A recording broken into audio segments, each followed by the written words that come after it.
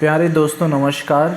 इस लेक्चर में आप राम काव्य के बारे में जान पाएंगे। इस लेक्चर को सुनने के बाद आप राम काव्य के प्राचीन स्रोत को समझेंगे, साथ ही हिंदी साहित्य में राम भक्ति काव्य धारा का महत्व क्या है इससे परिचित होंगे। आप जानेंगे कि काव्य धारा के प्रमुख कवि कौन से हैं, उनकी रचनाएं कौन कौन सी है, तथा राम भक्ति काव्य धारा के प्रमुख कवि तुलसीदास के महत्व को समझ सकेंगे। साथ ही आधुनिक काल में राम काव्य के स्वरूप की जानकारी भी आप प्राप्त कर सकेंगे। तो चलिए दोस्तों शुरू करते हैं प्रस्तावना से। भारत में राम काव्य धारा की लंबी और सुदीर्घ परंपरा है। हिंदी साहित्य से पूर्व संस्कृत, प्राकृत और अपभ्रंश साहित्य में प्रभूत मात्रा में राम काव्यों की रचना हो चुकी थी। अपने पूर्ववर्ती कवियों द्वारा लिखी गई राम कथा का संकेत देते हुए तुलसीदास जी ने लिखा है कि रामायण शतकोटि अपारा। तो इस तरह उन्होंने यह भी कहा है कि राम कथा के मिति जग नाही। तो इन दोनों कथनों से राम कथा के अपरिमित होने का संकेत मिलता है। रामचरितमानस में तुलसीदास ने कतिपय राम कथाओं का भी उल्लेख किया है। उनके द्वारा उल्लिखित परंपरा में वाल्मीकि का रामायण, महर्षि व्यास द्वारा रचित महाभारत, जिसमें वन पर्व, द्रोण पर्व तथा शांति पर्व में आई राम कथा का वर्णन है, उसी तरह शिव पार्वती संवाद के रूप में लिखा गया है। आध्यात्म रामायण और लोमश ऋषि द्वारा विरचित लोमश रामायण आदि राम कथा का महत्वपूर्ण जो है वह ग्रंथ के रूप में तुलसीदास ने लिखा है। तो राम कथा का प्राचीनतम स्रोत जो है वह वाल्मीकि द्वारा रचित रामायण वाल्मीकि रामायण है। माना जाता है कि इस ग्रंथ की रचना ईसा पूर्व 600 से ईसा पूर्व 400 के बीच में हुई थी। वाल्मीकि रामायण के बाद हमें राम कथा का उल्लेख महाभारत में मिलता है। महाभारत के 4 पर्वों वन पर्व, द्रोण पर्व, शांति पर्व और सभा पर्व में राम कथा मिलती है। तो वन पर्व में रामोपाख्यान के रूप में विस्तार से राम कथा कही गई है। वैसे इस कथा का आधार वाल्मीकि रामायण ही है। प्राचीन बौद्ध और जैन साहित्य की बात की जाए तो अनेक ग्रंथों में राम कथा बिखरी पड़ी है, जैसे पद्म पुराण, ब्रह्मांड पुराण, श्रीमद् भागवत पुराण, नृसिंह पुराण, विष्णु पुराण, अग्नि पुराण आदि में राम कथा का वर्णनात्मक रूप देखा जा सकता है।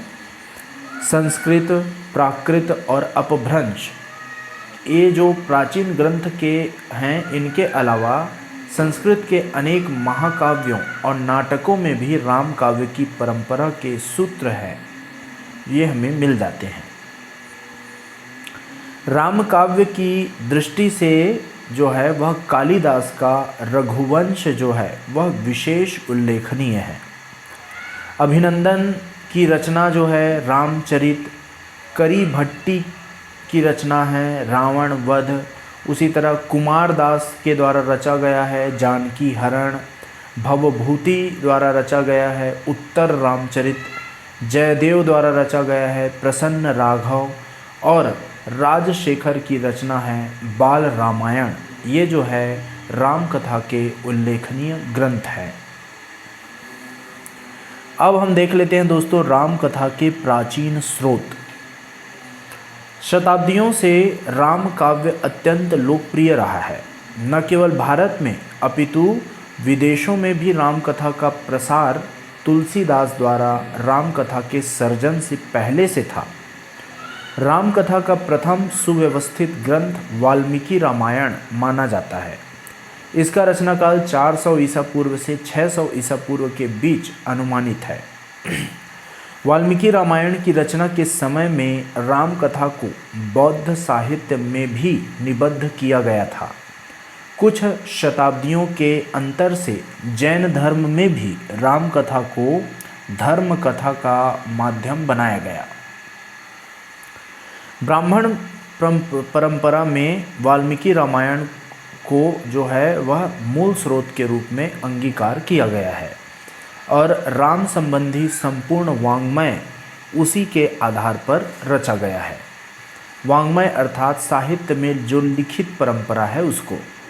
तो इस प्रकार तुलसीदास के पूर्व राम काव्य की 3 स्पष्ट धाराएं विद्यमान थी। पहला ब्राह्मण परंपरा, दूसरा बौद्ध परंपरा और तीसरा जैन परंपरा। इन तीनों परंपराओं में रचित राम कथा संबंधी ग्रंथों की संख्या बहुत अधिक है और ये सभी ग्रंथ उपलब्ध भी नहीं हैं। ब्राह्मण परंपरा को देखें तो इस परंपरा के अंतर्गत वैदिक साहित्य में कहीं कहीं राम कथा के पात्रों का नामोल्लेख मात्र मिलता है। इस परंपरा में राम कथा का विस्तृत अंकन इतिहास और पुराण ग्रंथों में है, जैसे विष्णु पुराण, वायु पुराण, भागवत पुराण, कूर्म पुराण, अग्नि पुराण, नारद पुराण, ब्रह्म पुराण, गरुड़ पुराण, शिव पुराण, पद्म पुराण, नृसिंह पुराण आदि ऐसे ही पुराण है। ब्राह्मण परंपरा के अंतर्गत ही आदि रामायण, वाल्मीकि रामायण, अध्यात्म रामायण, भुशुंडी रामायण, लोमश रामायण आदि ग्रंथों की रचना हुई है। कालिदास का रघुवंश, कुमारदास का जानकी हरण, भास कवि का प्रतिमानटकम, ठीक है, भवभूति का उत्तर रामचरितम आदि ग्रंथ भी इसी परंपरा में लिखे गए हैं। तो उपर्युक्त ग्रंथों के अतिरिक्त संस्कृत में पर्याप्त संख्या में राम कथा संबंधी स्फुट काव्य भी उपलब्ध है। इन स्फुट काव्यों में श्लेष काव्य, विलोम काव्य, नीति काव्य और खंड काव्य आदि आते हैं। प्राचीन बौद्ध साहित्य की बात कही जाए तो इसमें राम कथा का पर्याप्त वर्णन हमें मिलता है। जिन बौद्ध ग्रंथों में राम कथा उपलब्ध है उन्हें जातक कहा जाता है। बौद्ध परंपरा में राम कथा संबंधी 3 जातक जो है वह प्रसिद्ध है। पहला है दशरथ जातकम, दूसरा अनामकम जातकम, तीसरा है दशरथ कथानम, ठीक है। तो ये जो ग्रंथ है वो पाली भाषा में लिखे गए हैं बौद्ध साहित्य के अंतर्गत। उसी तरह जैन धर्म में राम कथा की 2 परंपराएं मिलती है।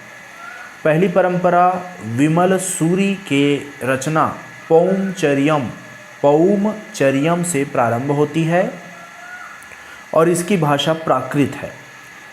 इस परंपरा में राम कथा का प्रचलन श्वेतांबर संप्रदाय में है।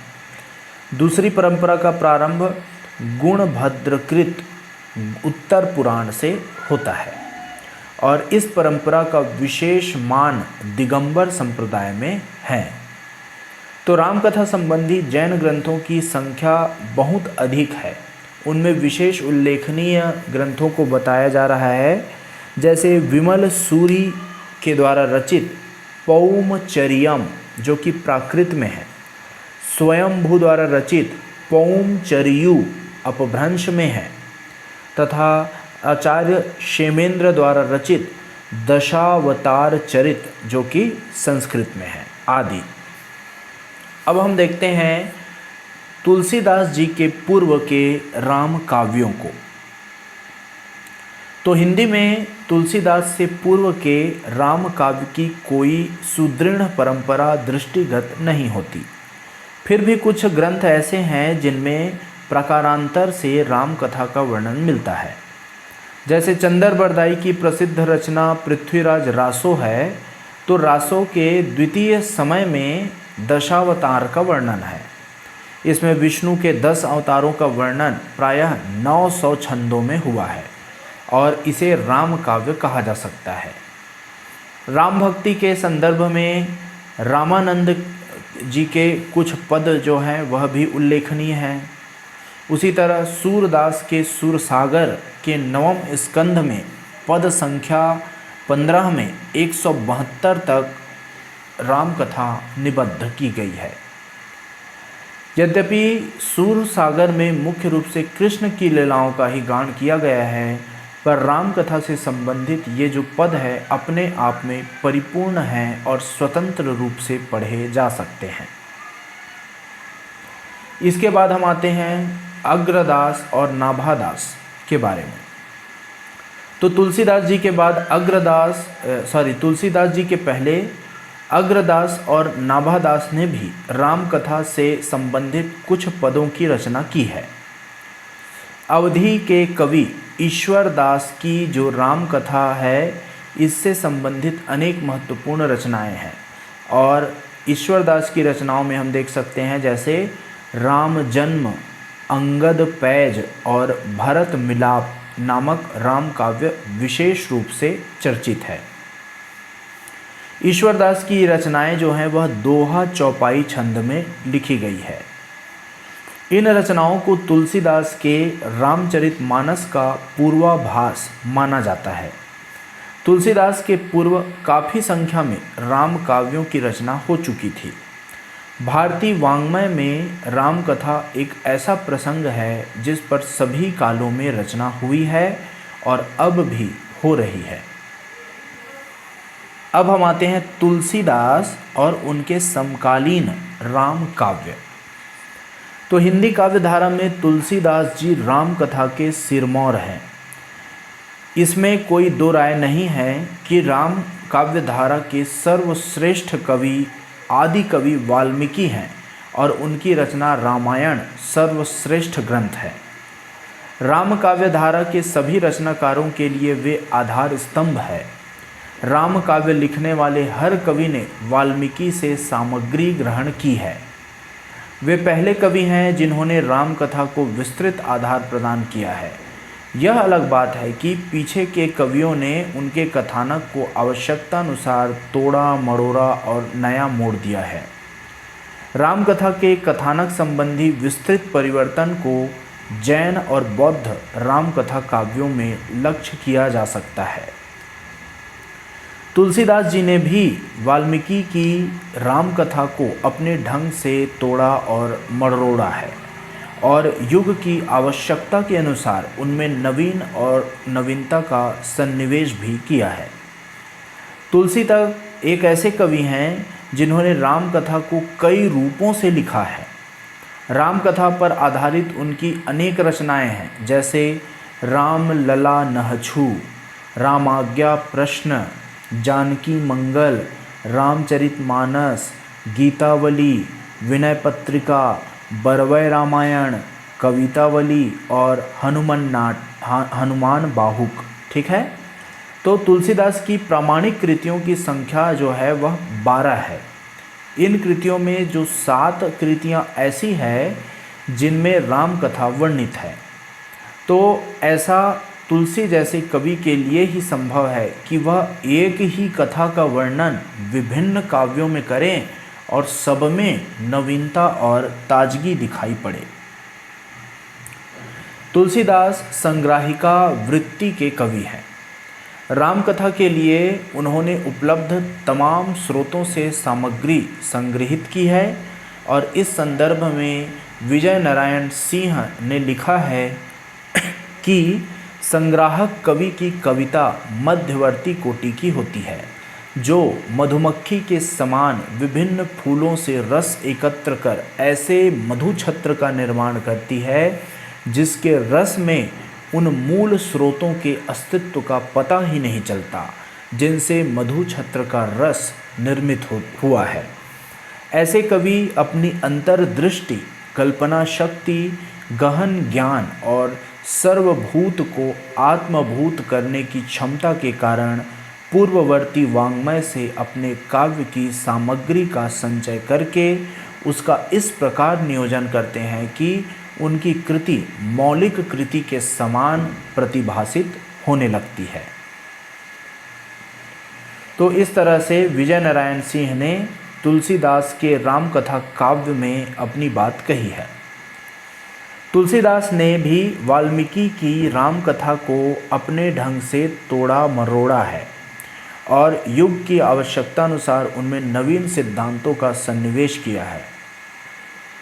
राम काव्य संबंधी संपूर्ण वाङ्मय का अध्ययन करने पर यह तथ्य हमारे सामने आता है कि तुलसी ने जिस राम कथा का निर्माण किया है वह परंपरा पोषित होते हुए भी अपनी कतिपय विशेषताओं के कारण परंपरा से अलग भी है।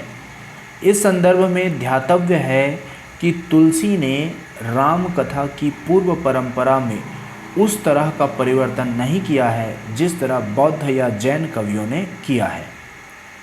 राम कथा के ख्यात होने के कारण उसमें बहुत अधिक परिवर्तन करने या नया जोड़ने का अवकाश बहुत कम था। इसलिए तुलसीदास ने राम कथा के वैचारिक ढांचे में परिवर्तन नहीं कर पाए। यह जरूर है कि वे वाल्मीकि की कथा का संक्षेपीकरण कर देते हैं।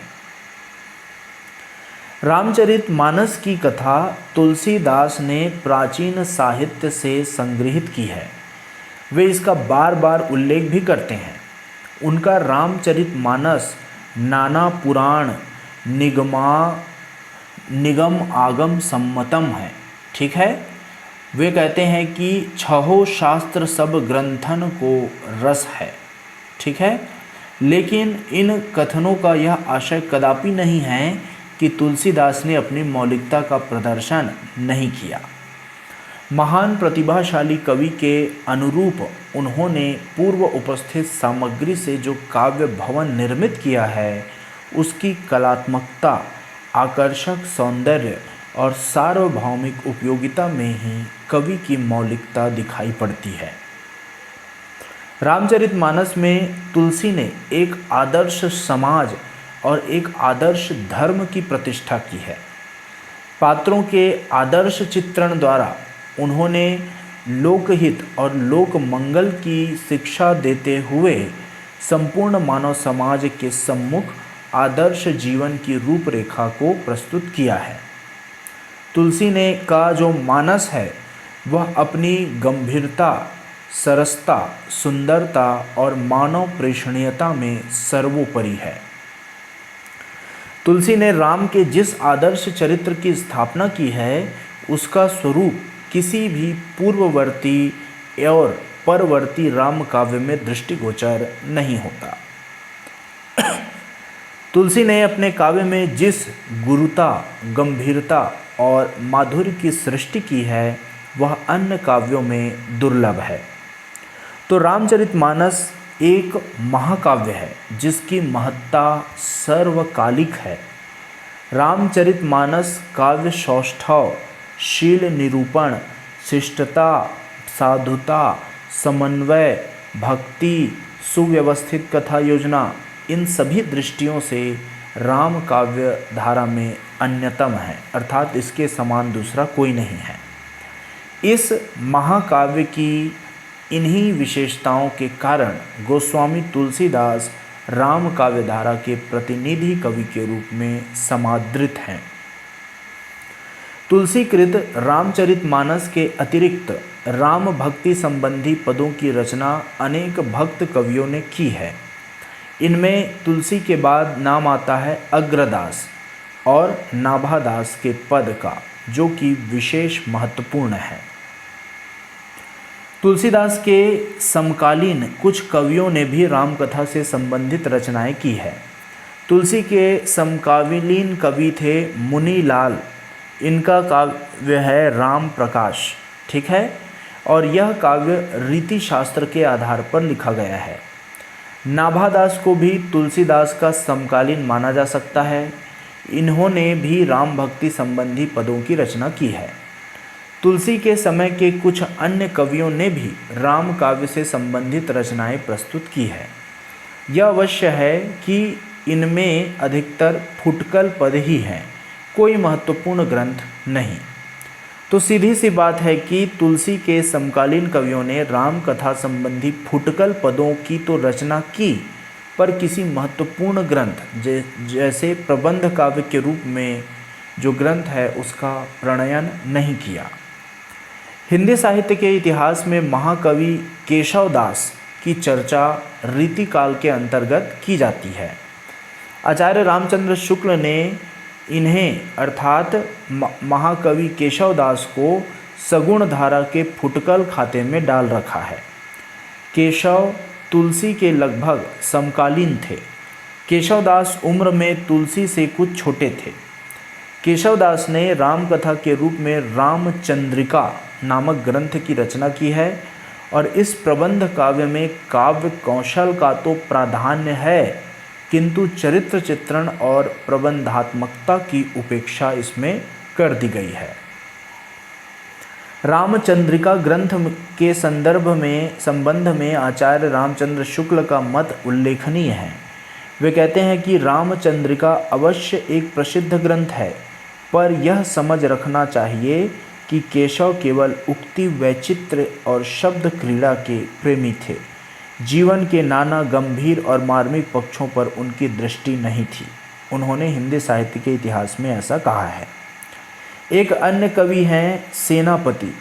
सेनापति ने भी अपनी रचना कवित्त रत्नाकर में चौथी और पांचवी तरंगों के अंतर्गत रामायण और राम रसायन का वर्णन किया है। अब हम देखते हैं दोस्तों तुलसीदास के परवर्ती राम काव्य, अर्थात तुलसीदास जी के बाद का राम काव्य। तो तुलसीदास और उनके समकालीन कवियों के उपरांत भी अनेक राम काव्यों का प्रणयन हुआ है। तुलसी के परवर्ती राम काव्यों में हनुमान नाटक का विशेष चर्चा होता है। हनुमान नाटक की रचना हृदय राम ने की है और इस ग्रंथ में राम भक्ति का सुंदर विवेचन मिलता है। उसी तरह प्राणचंद चौहान ने रामायण महानाटक की रचना की। संवाद शैली में लिखी गई इस रामायण महानाटक रचना में उत्कृष्ट काव्य सौंदर्य का अभाव है।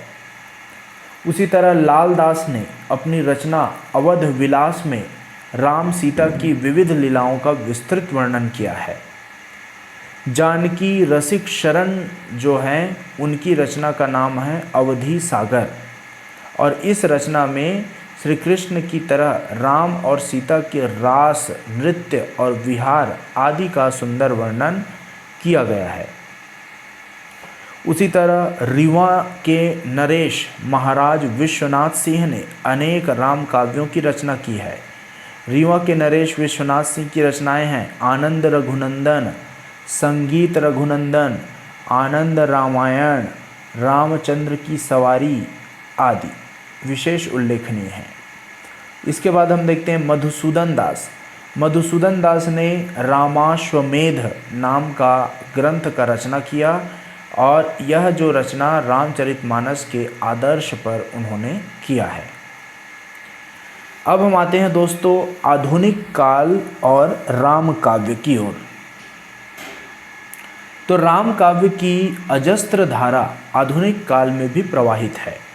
वैदेही वनवास जो कृति है इसको लिखा है अयोध्या सिंह उपाध्याय हरिऔध जी ने और यह एक प्रबंधात्मक काव्य कृति है।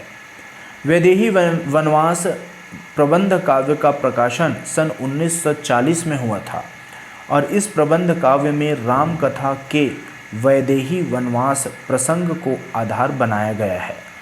यह करुण रस प्रधान रचना है। अयोध्या सिंह उपाध्याय हरिऔध ने इस रचना में सीता वनवास का प्रसंग सरल तथा बोलचाल की भाषा में प्रस्तुत किया है। आधुनिक युग के श्रेष्ठ महाकाव्यों में मैथिली शरण गुप्त जी की रचना साकेत जो है वह उल्लेखनीय है। इसका प्रकाशन 1932 में हुआ था। यह राम कथा पर आधारित ग्रंथ है और इस ग्रंथ में मैथिली शरण गुप्त जी ने राम कथा के पारंपरिक ढांचे से बहुत कुछ ग्रहण करते हुए भी इसे एक नवीन रूप दिया है। साकेत ग्रंथ का जो प्रारंभ है वह लक्ष्मण और उर्मिला के प्रेमालाप से हुआ है। यद्यपि कथा का मूल ढांचा उर्मिला और लक्ष्मण के माध्यम से प्रस्तुत किया गया है, पर प्रकारांतर से इसमें संपूर्ण राम कथा निबद्ध है। गुप्त जी ने उर्मिला को रघुकुल की सर्वाधिक दुखिनी वधू के रूप में प्रस्तुत किया है। उसका गौरवगान करना ही साकेतकार का मुख्य लक्ष्य है।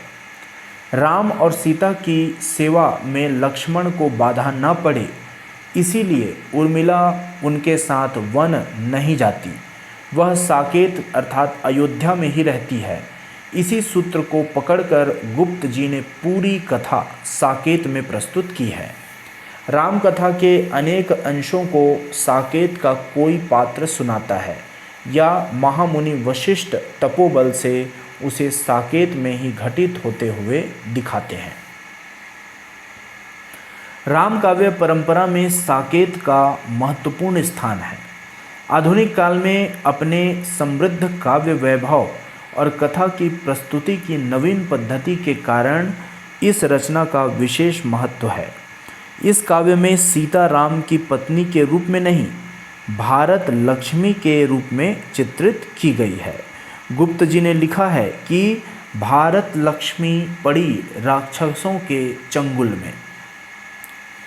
इसके बाद देखते हैं सूर्यकांत त्रिपाठी निराला जी ने भी प्रसिद्ध लंबी कविता लिखी है, राम की शक्ति पूजा। यह जो कविता है वह 1936 में प्रकाशित हुई थी और इस कविता की रचना माइकेल मधुसूदन दत्त के मेघनाथ वध में वर्णित शक्ति पूजा से प्रेरित होकर की गई है। राम की शक्ति पूजा का कथानक विख्यात राम कथा का एक अंश है, पर निराला ने इस अंश को नए शिल्प में ढाला है। उन्होंने राम कथा को अपने युग के अनुरूप परिवर्तित किया है।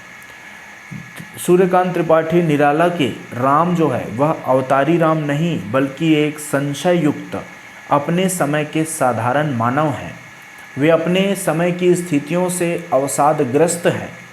रावण के पराक्रम से आतंकित और भयभीत राम को अपनी विजय पर संदेह है।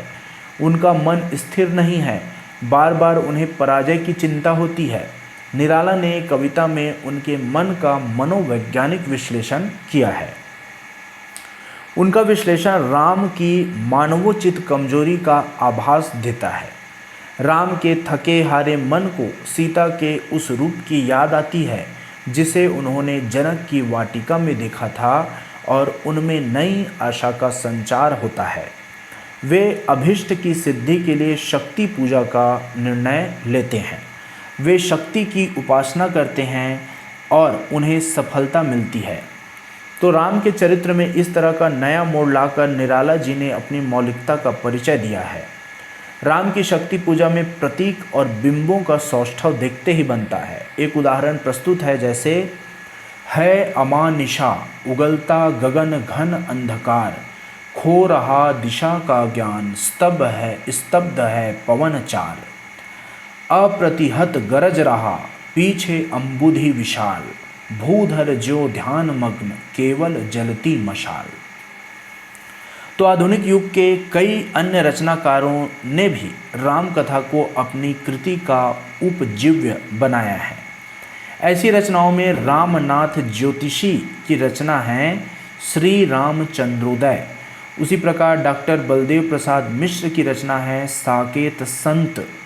उसी प्रकार हरदयाल सिंह की रचना है रावण महाकाव्य और बालकृष्ण शर्मा नवीन की रचना है उर्मिला। ये जो हैं वह प्रमुख हैं। तो इन काव्यों ने राम काव्य धारा की श्रृंखला को आधुनिक युग तक सुरक्षित रखा है। श्री नरेश मेहता के खंड काव्यों जैसे संशय की एक रात, प्रवाद पर्व और शबरी के माध्यम से भी राम कथा कही गई है। संशय की एक रात में राम के भीतर युद्ध के प्रति उठते संशय को चित्रित किया गया है। प्रवाद पर्व में सीता के चरित्र को चित्रित करने वाली कृति है। तो भले ही इन काव्य कृतियों में कवि का दृष्टिकोण उतना आधुनिक नहीं कहा जा सकता, किंतु नरेश मेहता जी ने इन काव्यों में समसामयिक प्रश्नों को उठाने का प्रयास अवश्य किया है।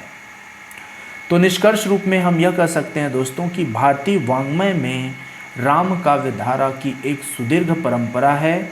संस्कृत, प्राकृत, अपभ्रंश और हिंदी में प्रभूत मात्रा में राम काव्यों का सर्जन हुआ है। निश्चय ही इस परंपरा के सर्वश्रेष्ठ कवि आदि कवि वाल्मीकि है और उनकी रचना रामायण सर्वश्रेष्ठ ग्रंथ है। तो राम काव्य धारा के सभी रचनाकारों के लिए वे आधार स्तंभ है। जैन और बौद्ध काव्य धारा के कवियों ने पारंपरिक रामकथा के ढांचे में विस्तृत परिवर्तन करके अपने मतानुकूल उसको बना दिया। हिंदी साहित्य में आदिकाल से ही रामकथा से जुड़ी हुई रचनाएं मिलने लगती है। राम काव्य धारा के सर्वश्रेष्ठ कवि तुलसीदास हैं और उन्होंने जिस रामकथा का निर्माण किया है वह परंपरा पोषित होते हुए भी अपनी कतिपय विशेषताओं के कारण परंपरा से अलग भी है। आधुनिक काल के कवियों में रामकथा से संबंधित रचनाएं भी मिलती है। उनमें साकेत, वैदेही वनवास, राम की शक्ति पूजा ही विशेष उल्लेखनीय है।